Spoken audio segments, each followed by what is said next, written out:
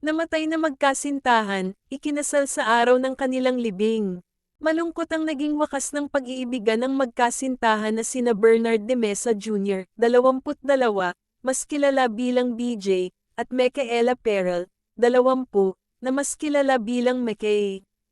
Ang dalawa ay parehong residente ng Santa Maria, Pangasinan.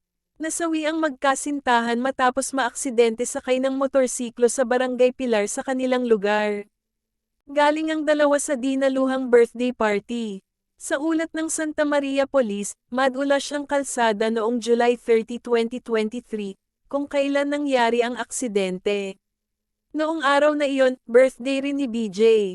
Posible umanong sumemplang ang motorsiklo na sinasakyan ng dalawang biktima na naging dahilan ng kanilang kamatayan. Batay sa imbestigasyon, unang namatay si BJ at sumunod si McKay. Ayon sa ina ni BJ na si Janice de Mesa, 4 years ng kasintahan ng kanyang anak si McKay. Kung hindi naganap ang aksidente, magtatapos na sana si BJ sa college next year, at plano nitong i-pursue ang pagiging piloto. Nag-aaral naman ng criminology si McKay. Inilibing ang magkasintahan noong August 9. Nagdesisyon ang pamilya ni na BJ at McKay na ipakasal ang dalawa. Ayon kay Janice, ang pagpapakasal sa dalawa kasabay ng libing ng mga ito ay suhestyon ng pamilya ni McKay. Ani Janice, kaya wala po kaming hesitation sa gusto ng side ni McKay. Naniniwala rin sila na sina BJ at McKay talaga ang forever. Sa sementeryo na rin ginanap ang pag-iisang dibdib ng pumanaw na magkasintahan.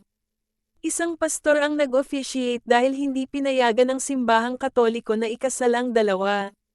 Sa ulat ng GMA News noong August 17, ipaliwanag ni Rev. Fr. Bayani Flores ng Street, Joseph the Worker Parish, Sigay, Ilocos Sur, na hindi kinikilala ng simbahan ang kasal ng mga namatay na. Ayon sa pari, ang kasal ay hindi para sa patay kundi para sa buhay.